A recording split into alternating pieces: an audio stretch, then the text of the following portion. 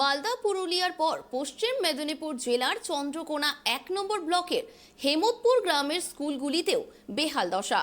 ঝুঁকি নিয়ে চলছে স্কুলের পঠন পাঠন। আতঙ্কের জেরে স্কুলে আনাগোনা কমেছে পড়ুয়াদের।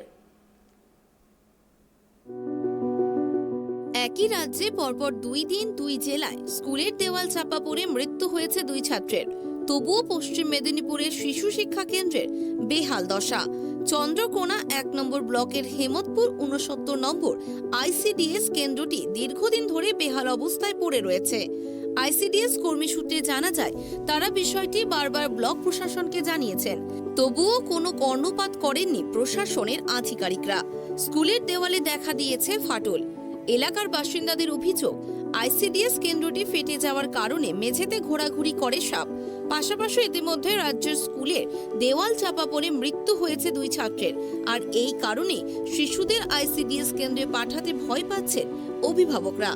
আইসিডিএস কেন্দ্র দিদিমণি রেভা ঘোষ জানান, বর্তমানে ৩০ থেকে ৩৫ জন এই স্কুলে পড়াশুনো করে, যার মধ্যে অধিকাংশ ছাত্র ভয়ের কারণে স্কুলমুখী হচ্ছে না। স্কুলের খুবই দুরবস্থা, কেননা দরজা ভাঙা, চারিদিকে ফাড় নিয়ে নিয়েছে। আমরা আতঙ্কিত, বাচ্চাদের পাঠাবে যে। এই তো আপনার মালদায় একটা শিশু মৃত্যু হলো, পুরুলিয়াতে শিশু মৃত্যু হলো। আবার গার্জেনরা তো এখন খবরে নানাভাবে ওরা দেখে ওরাও ভয়ে বাচ্চা পাঠাতে চাইছে না। তার জন্য আমি তো আমাদের প্রশাসনকে জানিয়েছি, অনেকবারই জানিয়েছি, বিডিও সাহেবকেও জানিয়েছি, প্রধানকেও জানিয়েছি, কোনো দপ্তরেই কিছু ব্যবস্থা নিচ্ছেন না। আমরা ভয়েই সেন্টার চালাই, ৩০-৩৫টি ছেলে, কিন্তু তার জায়গায় আমার গোটা 10 ছেলেও আসতে চায় না।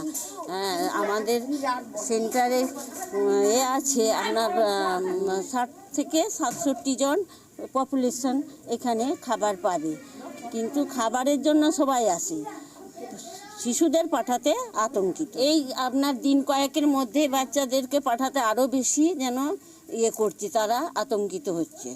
আমরা জোর করি না, কেননা সত্যি কখন কি দুর্ঘটনা ঘটবে, তা লাস্টে আমাদেরও হয়তো ওর মধ্যে জড়িয়ে পড়তে হবে। পাশাপাশি পুরুলিয়া সব জায়গায় যখন দেয়াল চাপা পড়ে শিশুরা মরছে, গার্জেনরা সব দেখছে দূরদর্শনে, তাদের তো আতঙ্ক এসে গেছে, তো তারা আমাদের উপর ভরসা করতে পারছে না। প্রশাসনকে জানিয়েছেন এই ব্যাপারে কিছু? প্রশাসনকে অনেকবার আমি লিখিত দিয়েছি, মৌখিক বলেছি, কিন্তু কোনো গুরুত্বই দিচ্ছে না।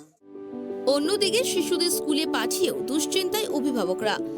যেটুকু সময় ওই স্কুলে শিশুরা থাকছে, সেই সময়টুকু শিশুদের সঙ্গে কাটাচ্ছেন অভিভাবকরা। পশ্চিম মেদিনীপুর থেকে শুভ চক্রবর্তীর রিপোর্ট, ট্রাইব টিভি।